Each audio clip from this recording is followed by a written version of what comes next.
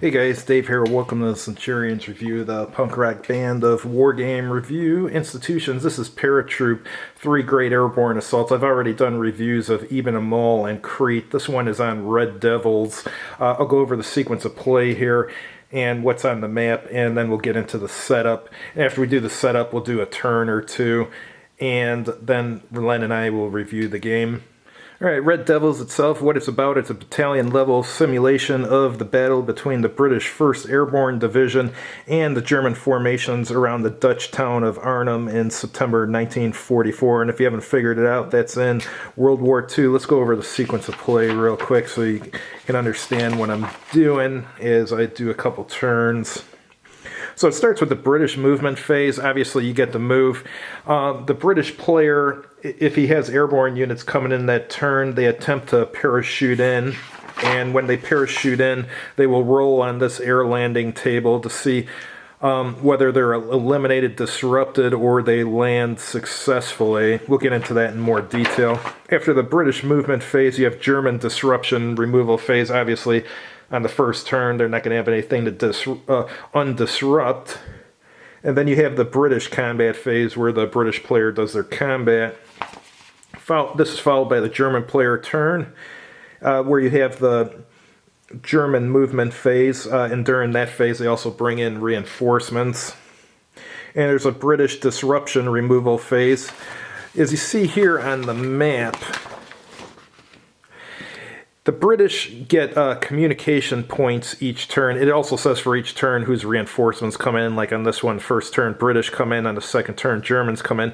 But the communication points, like for turn 1, that's 5 of them. That means they may undisrupt up to 5 units. And you see on some of the other turns, it's only 2, 4, and 3. So the British want to make sure they don't get too many units disrupted because they may not have enough communication points to undisrupt them all.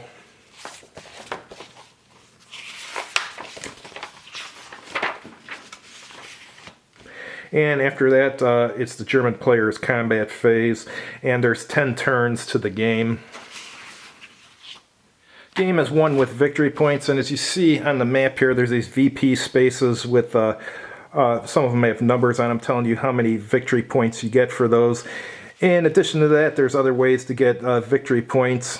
You get 1 for each eliminated German unit 2, and you earn 1 victory point for each British unit over 9 on the map at the end of the game. For example, if 11 units were still in play, you'd receive 2 victory points. And if the British player controls both hexes 2214 and 2314, he receives a total of 8 victory points for the 2 hexes instead of 4. Those 2 hexes are right here in the city. And as far as level of victory, if the British get 5 victory points or less, it's a German decisive. 6 to 15, it's German median victory. 16 to 20, it's a German marginal victory. 21 to 26 is British marginal, 27 to 32 British median, and 33 or more British decisive victory. I'll warn you in advance, this game is difficult if you're playing the British. It's much easier to win if you're playing the Germans. There's actually a few more rules I want to go over before we start. Each unit has a movement allowance of 10. It's not written on the chit. And there's opportunity of fire during this. So if you move your unit and it comes into range of another unit which has a range capability, it can fire on it. What's really bad might be bad for you on that is if you come into range of 3 units which have a range capability and you're within the range, all 3 of them are going to fire on you during the opportunity fire segment. There's some modifiers. If there's an anti-tank unit involved in the combat, you shift 1 to the left. And if you're totally surrounded, the unit attacking you shifts to the right, the columns to the right. And if you can choose to disrupt if you don't want to retreat, or is there no safe hex to retreat to. And advancing, you can advance when an enemy vacates a hex due to combat or whatever. As far as if you're disrupted, you may not conduct opportunity fire or attack or move. And as I told you before, you can only disrupt as many units as you have command points for. I think I said communication points, I meant command points. And British reinforcements, when those come in, Germans get opportunity fire against them at double strength if they're within range. And what's interesting about this game, the British may move on the turn they land if they're undisrupted. Most games with airborne operations, you don't get to move on the turn where you landed, whereas this one you do, so that's interesting. And there's a railway bridge on the map that the Germans can attempt to destroy when the British first enter the hex it's on. And the stacking limit of this game is 1, but there's a German flak unit that doesn't count towards stacking, so that's the only one time you can get more than 1 unit stacked. The board gets pretty crowded with a stacking limit of 1. We're going to do British air landing now, which is just parachuting. There's some die roll modifiers you have to be aware of, which are very important. If you land in a hex that's broken terrain, you subtract 1 from the die roll, and you subtract 1 if you landed adjacent to a woods, town, rough, or river hex side. And as you can see by here, if you get a 0 or a -1, you're eliminated, so that's dangerous. So I got a bunch of units here. They're supposed to start within 3 spaces of 0604. 0604 is right here. So we're going to start with 1 there. He's going to roll on the air landing table.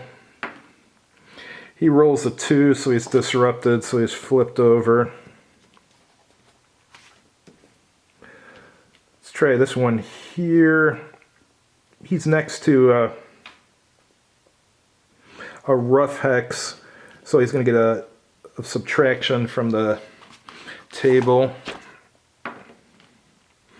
Alright, so that 2 becomes a 1, so he's disrupted. Alright. This is going to have to start next to a wood, so he'll subtract 1 on the table. Rolls a 4, which becomes a 3, so he's disrupted. So, as you can see, this is not doing too well for the British. Let's try and land 1 here. Subtract 1, that's a 3, disrupted. This one will go try here. And 6 become 5, he's fine. Let me telescope this a little bit. Alright, as you can see, most of them are disrupted. I rolled for the other ones. This is the first game I played where units weren't lost right away, so we got some that we have to put on the board near 0307, which is here. So let's try there. That's a clear space. 6, he's fine. This one's next to rough and wood, so he'll roll, and he gets a 6, becomes a 5, he's fine. They're doing pretty well, actually. This one here, 5 becomes 4, he's fine. This one here rolls a 5, which becomes a 4, which is fine. And this one will come in here.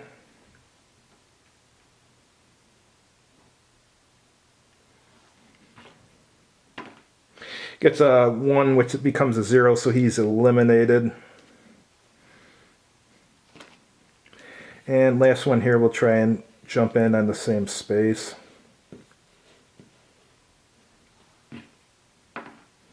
Four becomes 3. He is disrupted.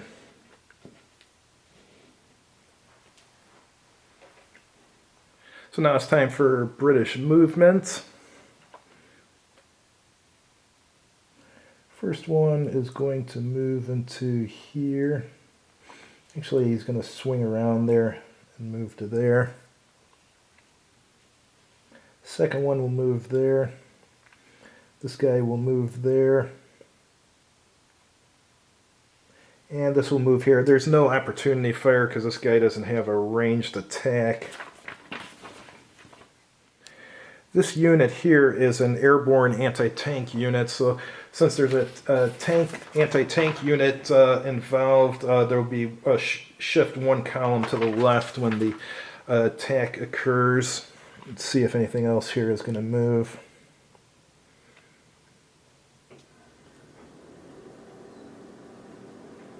Three, four, it's going to move to there. And it's got enough to move to there, so they've secured 3 victory points there. Alright, this guy here is on a town, and then there's the which shifts 1 to the left, and the anti-tank there shifts 1 to the left too. So let's add it up. We got 7, 11, we got 15 to 1, but shifted twice, so it's on the 7 to 9 table.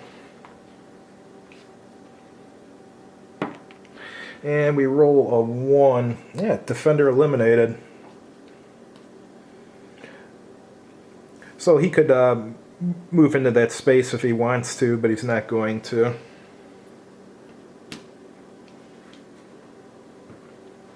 And then over here there's no combat, so now we'll go to the German turn. German, he's going to stay there. This one here is going to move on this road here. Let me check the road movement. There's mechanized and non-mechanized movement. That's on a minor road. So for a mechanized unit, he'd move at half, and a regular leg unit would move at the cost of 1. So he's mechanized, so he'll move at half. So 1, 2, 3, 4, 5, 6, 7, 8, 8.5, 9.5. And that one will move there. As far as this flak down here, he's going to move on the major road, so that's 1/4 movement. But he gets onto this road here, so it's 1, 2, 3, 4. Oh, sorry, he's not let me put him back where he was. He doesn't have mechanized movement, so he'll just move at 1. So it'll be half on that road, so that's 1, 2, 3, 4, 5, 6, 7, 8, 9, and 10 to stack with that one. So we got 5, 6, that's the only unit that can stack in the game. 7, so we got 11 to 4. And there's no terrain or anything. So that's a 7. Let's roll on the 7 table. Gets a 3. Hold on. We got to backtrack there.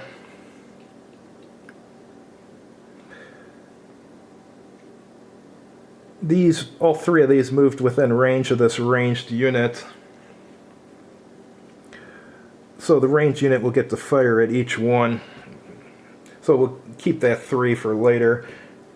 That's the one problem with this game. You got opportunity fire, and if you're playing solo, it's hard to remember to shoot for the other side during it. So 4 to 4. And he's on, which is a 0.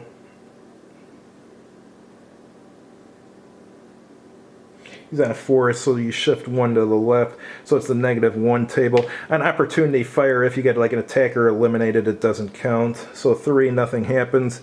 He's going to fire at this guy here, so 1 becomes 0. Gets a 5. Ignore the attacker result there. And then he'll fire at the flak unit here. So that's a 2. Gets a 4. So he has to move 2 hexes away or get disrupted. So he'll choose to just get disrupted. So this was a it changes the odds now for that attack. So it's 9 to 4, so that's a +5. And I had rolled a 3.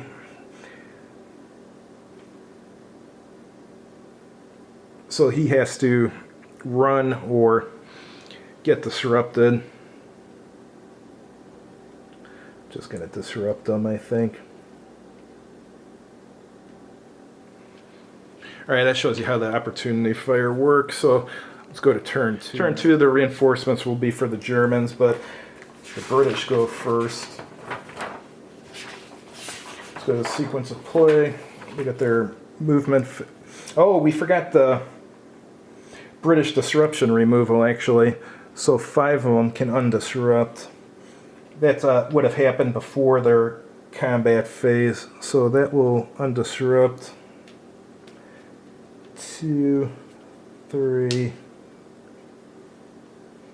4, 5. I have an issue with that, actually. I think they should have just had the undisruption phase be done at the end of the British turn, so you don't have to remember to do it in the middle of the other guy's turn. That and the opportunity fire are things that are easy to forget during the other guy's turn, but I guess that's just a matter of preference. Alright, so we got movement now. He wants that victory point. Let's see. These guys they're exerting a zone of control on that road there, so anything that moves on that road is going to have to stop. So this guy's going to move up here to take this victory point.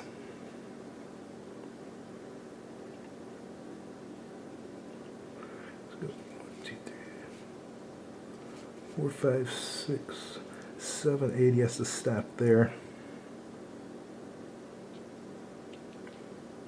1, 2, 3, 4, 5, 6, 7, 8, 9, 10. Okay, these can take this bridge here. Let's see what they're going to do. Oh, I almost forgot. He moved into... These two both moved in the range of him, so he gets opportunity fire. See what I mean? How easy it is to forget. So 4 against 4. That's a 0. So he gets a 5, so it's an attacker result, which is ignored. And then him versus the other guy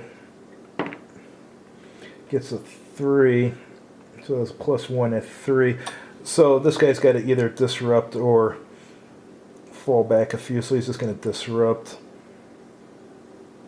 Alright, let's see what these guys here are going to do. They need to get to some victory point spaces. So it's half for major road if you're non-mechanized. So 1, 2, 3. That's a victory point space. He'll just stop there. Moving into a town cost 1, 2, 3, 4, 5, 6, 7, 8, 9, 10. Actually, that one will have gone there. That will go there. 1, 2, 3, 4, 5, 6, 7, 8, 9, 10. And anti-tank unit. 1, 2, 3, 4, 5, 6, 7, 8, 9, 10. They want to take all these victory point spaces down here eventually.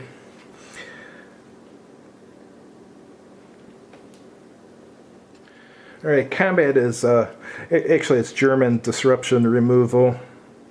I almost forgot about that before combat occurs.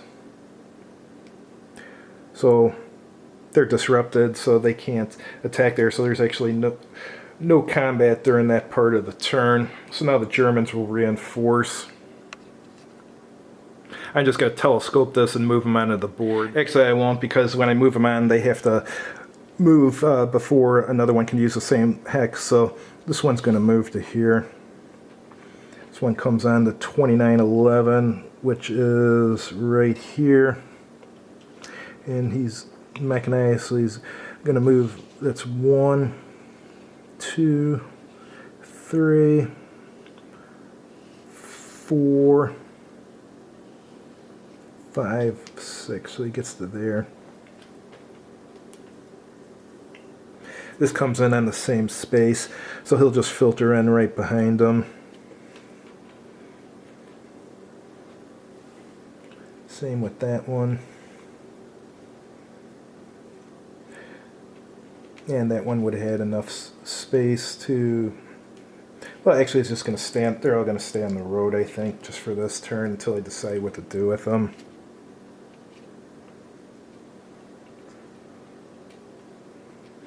Here's 0110.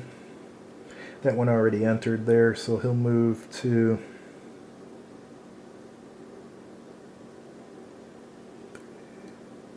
Four, five.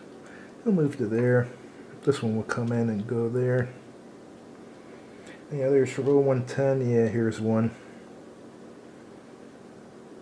You can make it to there. 2911. He came in there and lined up there. Let's do 2704.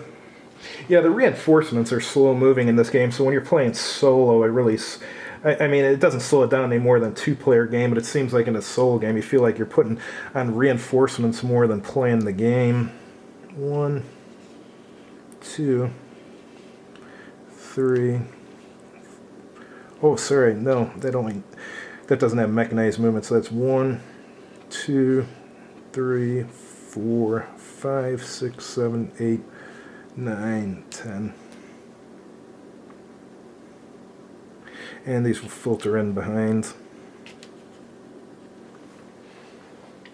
And we get this one last one here that comes in on 2917, which is right here.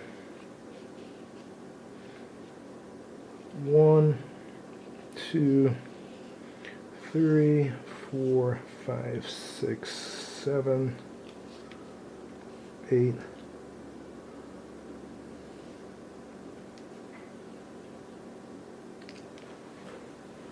Alright, and there was no opportunity fire anywhere from the British here because I stayed far enough away.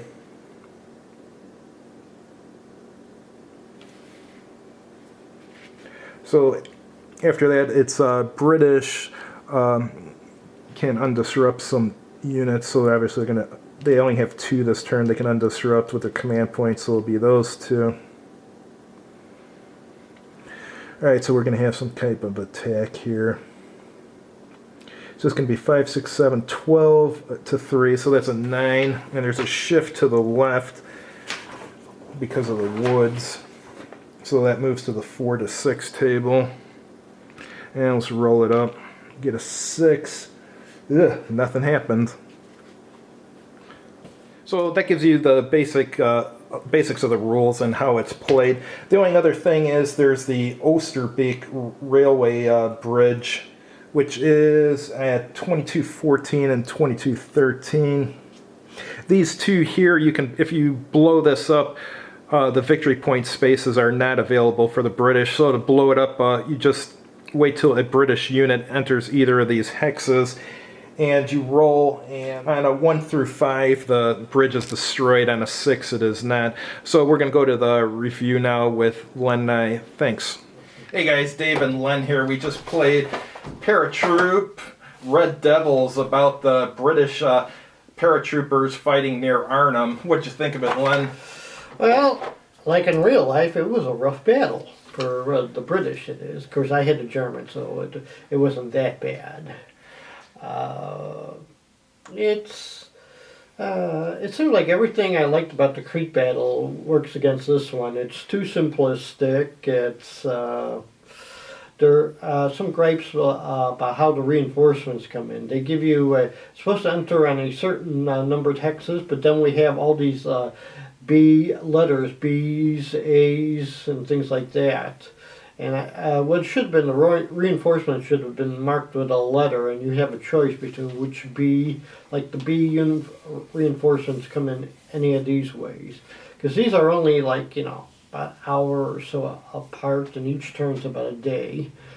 So it's so easy to give orders. If you're planning to come here, you can get orders to send you over there.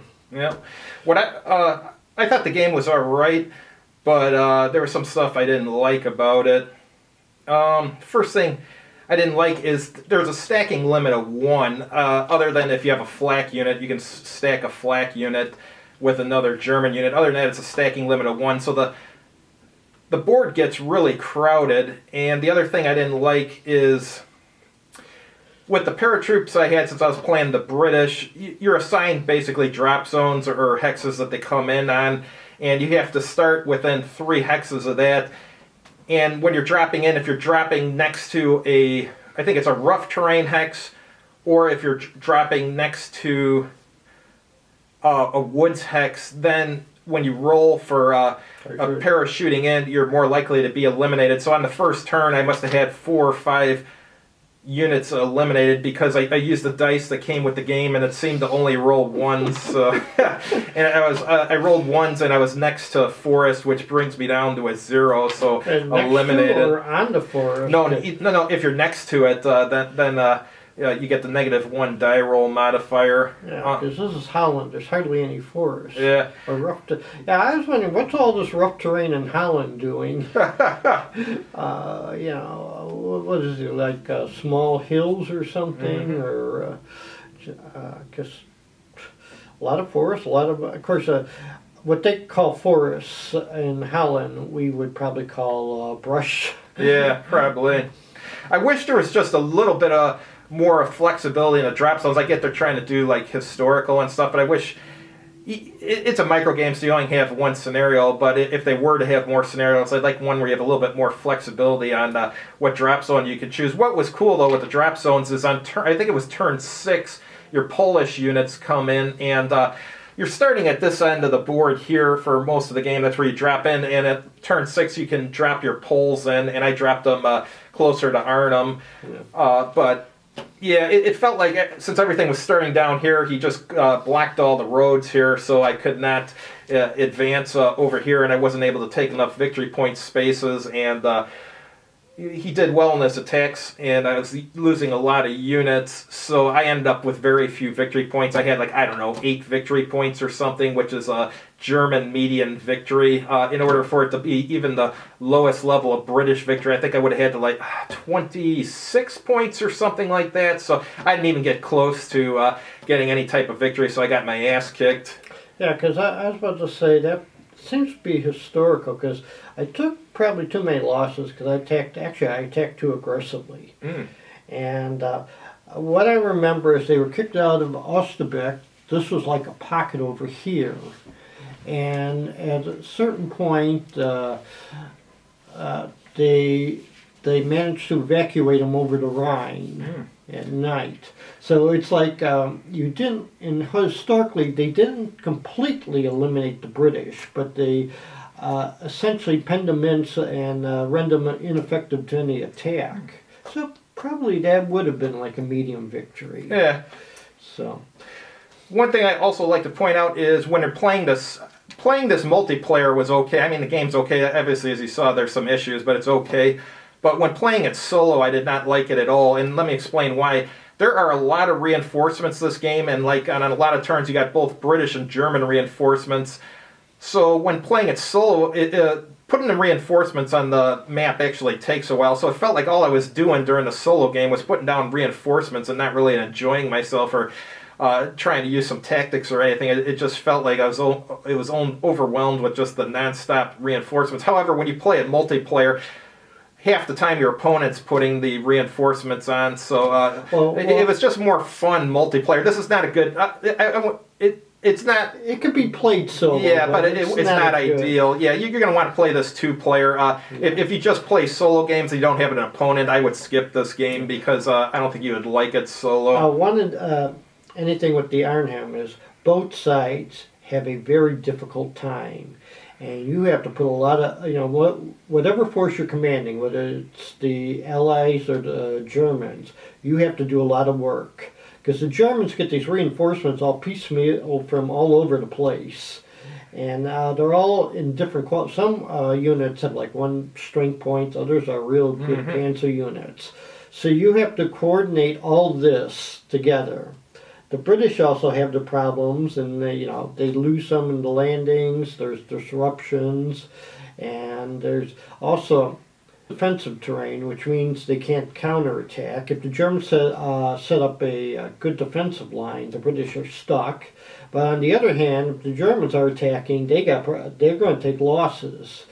So, yeah, and actually different drop zones would have been. This is about.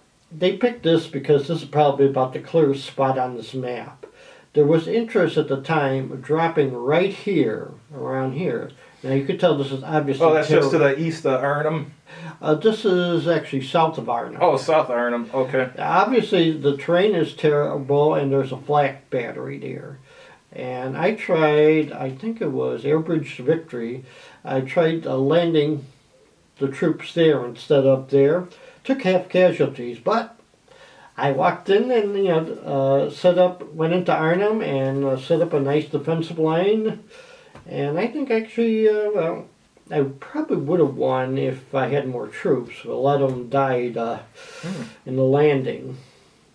I think it was something like there were about. I was down to my last few. I was like roughly a half circle around the bridge, and the first armor units came in. So how do you compare this to the other two games in the series were Ibn Amal and Crete? My favorite of the three was Crete, and then Ibn Amal, and this I would give third. I'd rate the game, as I mentioned, I'd rate the game overall as all right. How do you rate it overall, and how do you rate it compared to the other two games in Paratroop? Well, like I said, I like Crete because I think it's the best one game on the campaign. If you got to get one, that would be the best one.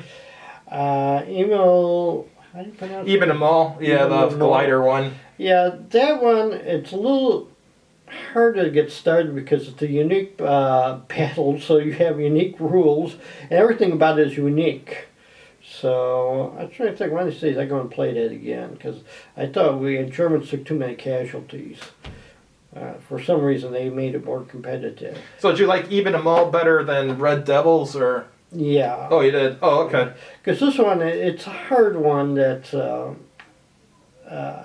the British have a very difficult time. Mm-hmm. Besides, you didn't do what Anthony Hopkins did on Bridge Too Far. Oh, really? His units went here, went down the road, and end up in here. Maybe I should have. Because I'm looking at one of your units, I'm counting it out. Let me see. 1, 2, 3, 4, 5, 6, 7, 8, 9, 10, 11, 12, 13, 14, 15, 16, 17, 18, 19. Yep. You could have done it. There were no zones of control.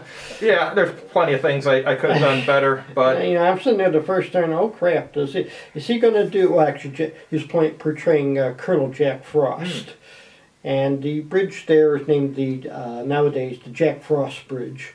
Cool. So what's your overall rating for this one? Okay or good or? Okay, because on a scale of 1 to 10, this is a 5 to 6. It historically, a lot of things are right, which is the problem because it's a very hard battle. For the German reinforcements, they should have wrote them down as letters and hex numbers. And another thing, we were unclear about victory points.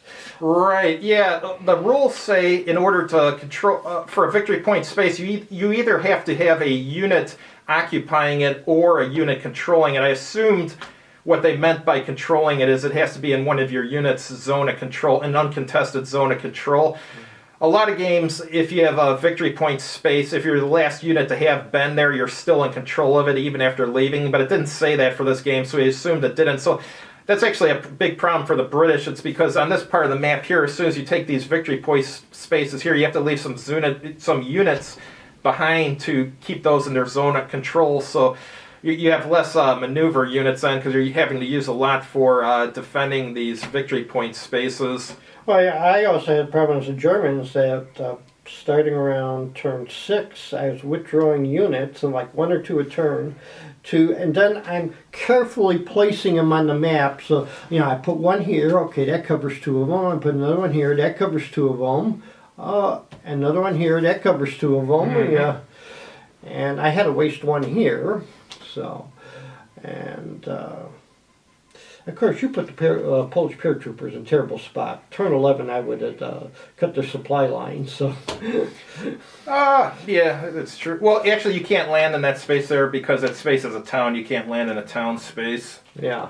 But But the thing is that you are too far away to help the pocket. well, I didn't want to help the pocket there. The reason I wanted them on this part of the map was to take these victory point spaces here, because down here I had some of the victory point spaces, but up here I didn't have any of them. Points, yeah. It's hard to read these. Yeah, it is hard to see. Yeah, that's another problem. It's not a lot of victory point spaces hard to read the VP. Yeah, they only had limited colors on these old maps. This was probably a 4-color map or something, so Yeah. you couldn't make them red or anything. Yeah, 'cause there's no red on this map. There's just green, brown, and blue, Yeah. and gray. All right, guys. Thanks for watching. Next week we'll have another game we'll review, and I'm not sure which one yet. It might be a Screaming Eagles game, but I still have to decide. Have a good evening.